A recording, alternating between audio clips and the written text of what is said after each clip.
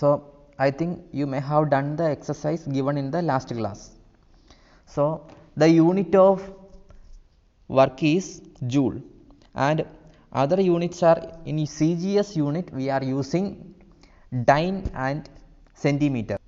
So in CGS unit 1 joule is equivalent to 10 raised to 7 erg, and if the value of work is larger, then we are using units such kilojoule, megajoule, gigajoule, etc. Now we can discuss some units of energy. In energy we are using watt hour, kilowatt hour, etc. and joule is also a unit of energy. And we know 1 watt hour is equivalent to 1 watt into 1 hour, and we know 1 watt is 1 joule per second, 1 joule per second and into hour. So now we can convert it into joule. So it is equivalent to 1 into 3600, since 3600 second is equivalent to 1 hour. So we get the final answer, that is 3600 joule. So 1 watt hour is equivalent to 3600 joule.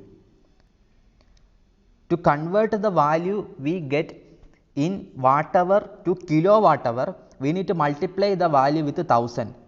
Not multiply, we need to divide the value with 1000. So when we divide 3600 with 1000, we will get 3.6, that is 3.6 kilowatt hour. And another unit of energy is calorie, and the amount of energy in an item of food is often written in calories in the back of the packet. And a typical 60 gram chocolate bar of example contains about 280 calorie of energy.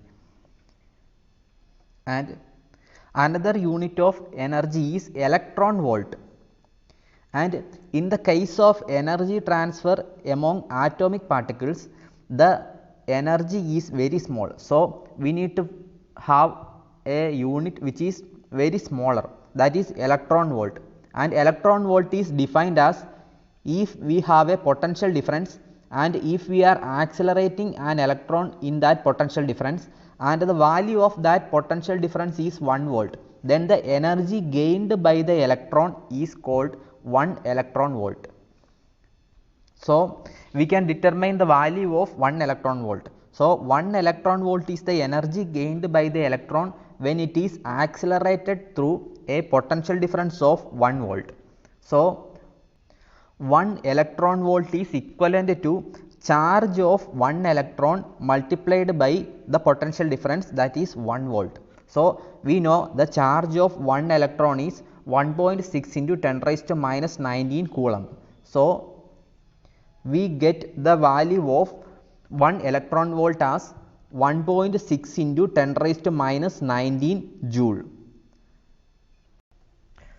Now we can discuss about power. Much like energy, the word power is something we hear a lot. In everyday life, it have a wide range of meanings, you know. In physics, however, it has a very specific meaning. It is a measure of the rate at which work is done. That is, the power is the rate at which the work is done. So we can have an expression for power, that is, power is work done in unit time, and the unit of power is watt. So we can have 1 watt is equal to 1 joule divided by 1 second, that is 1 watt is equivalent to 1 joule per second. And the unit is named after the Scottish inventor and industrialist James Watt, and you have probably come across the watt often in everyday life. There is another unit of power which is still widely used, the horsepower. This is usually given the symbol HP and has its origin in the 17th century where it is referred to the power of a typical horse when being used to turn a capstan. What is capstan?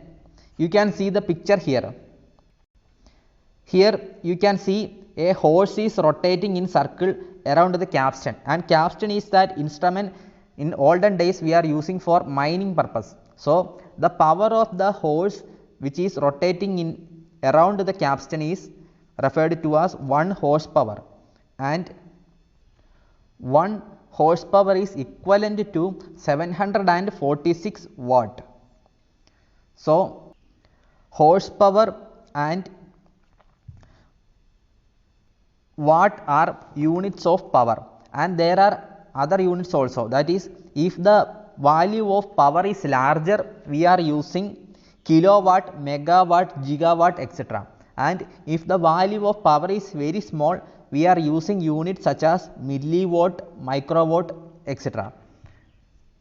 Now can you say the unit of power in CGS system? In CGS system, instead of joule we are using erg. So in CGS system, 1 watt is equivalent to 1 joule per second, and which is equivalent to 10 raised to 7 erg per second. So this is the unit in CGS. That is, in CGS unit we are using 10 raised to 7 erg per second, which is equivalent to 1 volt.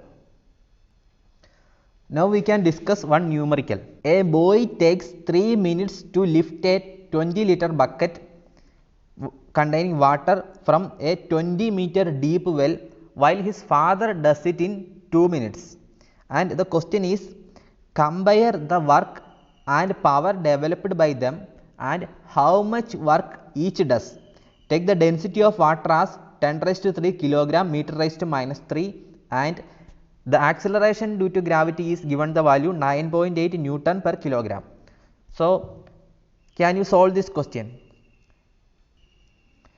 And in this question, the density of water is given as 10 raised to 3 kilogram per meter cube. So we can convert it to kilogram per liter. That is, it is equivalent to 1 kilogram per liter. And the mass of 20-liter water. So the mass of 20-liter water will be 20 kilogram. So we need to find the work done, and we know the work done, the equation of work done is force into displacement. So here the force is mass or weight of the bucket containing water. So it is, force is mg, and the distance is the height up to which the bucket is raised. So it is height h. So from this equation you can find the work done. So here we have calculated the value of work done, that is mgh. Value of m is 20, and acceleration due to gravity is 9.8, and the height is 20 meter. And substituting these values, you will get the value of work done as 3920. Now you need to determine the value of power developed in each case.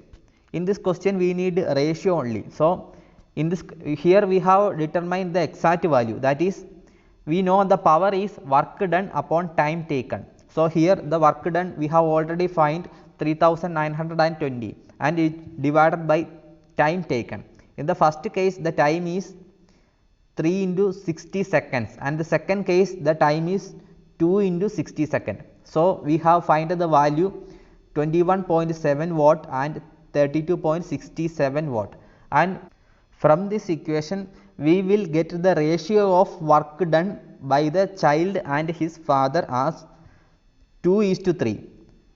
We can cancel the terms and easily get the answer, that is, the ratio between the work done by the child and the father is 2:3. And now you can solve the numericals related to this portion, that is given in exercise 2a. So we can see in the next class. So be home, be safe, bye bye.